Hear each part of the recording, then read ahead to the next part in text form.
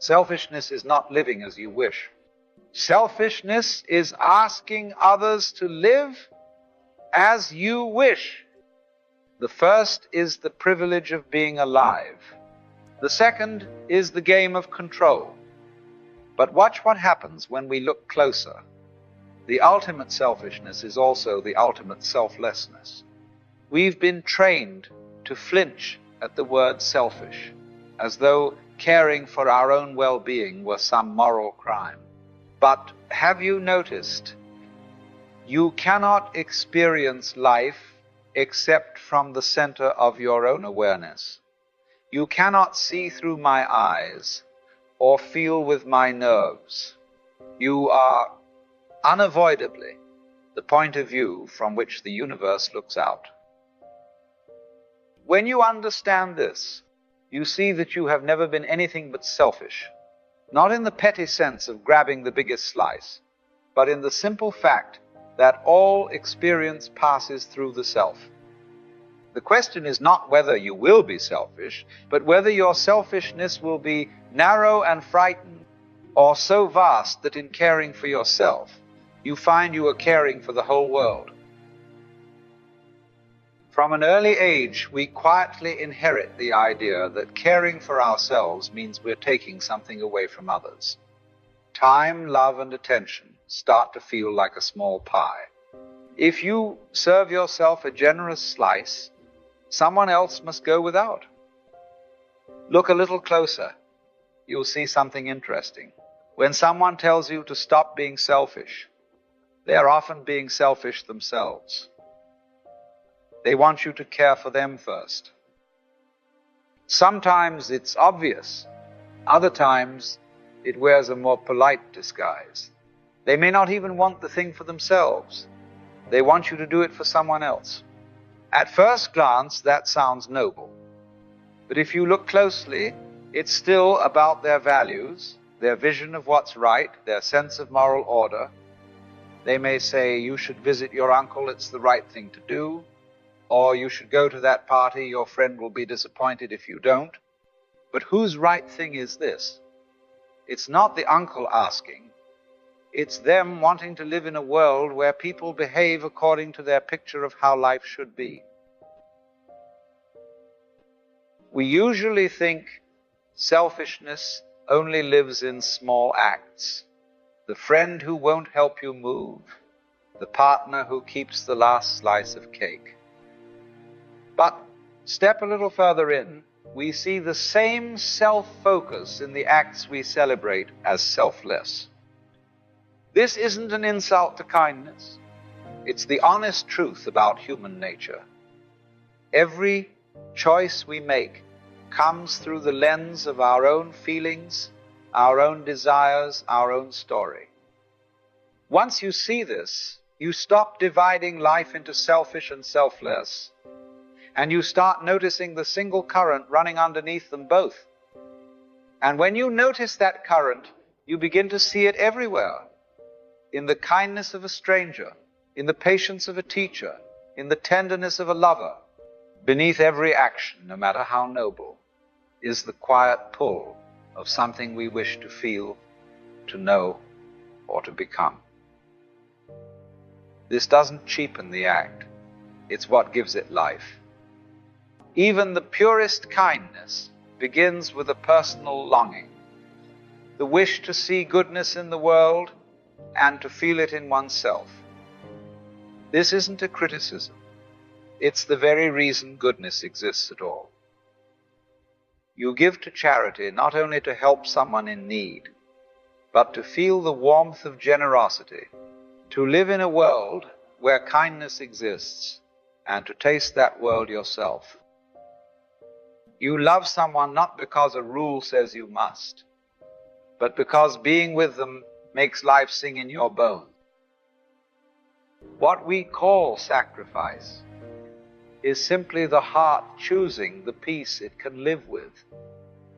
Like a parent sitting up through the night with their feverish child because their own rest is tied to the child's breath. Seen this way, selflessness is not the absence of self-interest. It is self-interest expanded. It is joy in a wider frame. And without that joy, no one would act at all. To see the relationship of self to other is to realize that loving yourself is impossible without loving all that you once thought was not you. The boundary between me and you is a useful convention, but not a real division. Your joy is tied to the joy of those around you, just as the health of your heart is tied to the health of the whole body. Psychological egoism says all human actions are motivated by self-interest. It's not a judgment, it's simply noticing how the game is played. Every sensation, every thought, every act passes through the same center, the self. But here is where the view widens. The small self is the body, the name, the private story. The big self is the universe expressing itself through you. The flower does not bloom for the bee. It blooms because blooming is what it does, and in blooming the bee arrives. When you care for yourself in truth, you are caring for the entire wave of the ocean, because the wave is the ocean. The heart pumping for itself is also pumping for the body. Your joy nourishes the whole. The highest form of selfishness is to recognize there is no real boundary between you and the world. That caring for yourself is caring for everything, because you are everything. If you are not selfish enough to keep yourself in tune, you have nothing to give the world but noise. To be in tune is to move as the river moves, not forcing, not holding back, but flowing in the shape of your own bed. It is the oak growing from its own roots, not straining to be a pine. It is living from the center instead of chasing the edges. When you are selfish enough to care for the ease of your own being, you are selfish for the sake of everyone. Your tone carries into every room you enter, just as a single string in tune will set others vibrating without effort. This kind of selfishness is not turning your back on the world. It is being so much yourself that the world is nourished by your presence. What you give is not something you've manufactured. It is simply the overflow of being at home in your own skin. And the more you overflow, the more the line between me and you begins to fade. The self you think you're serving is not merely the small bundle of skin, bones, and memories you call me. That's just the costume. The real self is the ocean wearing the mask of a wave. Every experience you have of another happens within the theater of your own awareness. You have never truly touched anything outside your mind. The laughter of a friend, the warmth of the sun, even the hand you hold, all of it arrives as sensation in you. So when you serve yourself, you serve the world, because the world is not outside you. The highest selfishness turns out to be the highest selflessness. For when you are aligned with love, that love does not stay put. It spills outward into every life you touch. When the wall between self and other dissolves, the need to control begins to lose its grip. You start to see the world as a dance, not a marching line. If everyone did exactly what they truly wanted, the world wouldn't fall apart. It would fall into rhythm. Everyone would feel free. And freedom is the antidote to every negative emotion. Because every negative emotion, if you trace it back, is simply the feeling of lost freedom, the sense of being boxed into an expectation, a role, a should that rubs against the grain of your own being. And the release doesn't come from struggle, but from slipping back into your own natural flow, coming back to the current of what you really are. When you live from that current, you are no threat to anyone. You no longer need to force or to plead. You are at ease in the game. When selfishness is understood, it stops being about taking and becomes about keeping yourself full. From fullness, love flows without effort, and your presence itself is nourishment. True selfishness is not the ego hoarding for its little self. It is the whole recognizing that when one part thrives, the rest cannot help but benefit.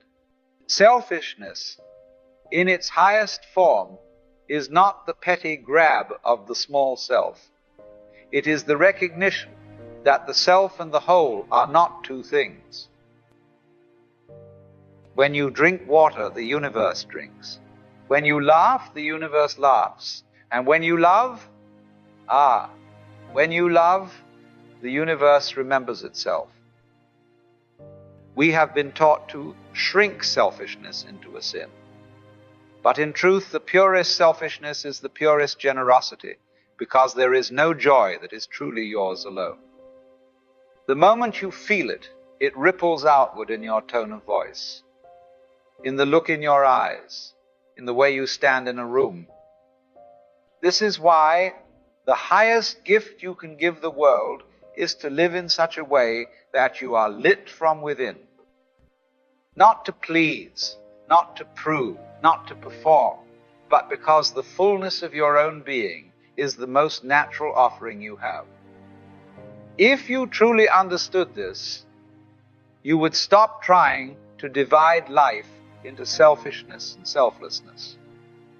You would see only the great tide of being, moving as you, moving as me, moving as the trees, the clouds, the rivers, the strangers passing in the street. One motion, one joy, one life delighting in itself. So be selfish enough to be joyful, selfish enough to be at peace, selfish enough to overflow. For when you feed the self, you feed the whole ocean of existence, and the ocean is thirsty for your joy. To be selfish in this way is to recognize that you are not a drop lost in the ocean, but the entire ocean in a drop. What shines through you shines through everything, and in choosing to be full, you become the very proof that the universe is already overflowing.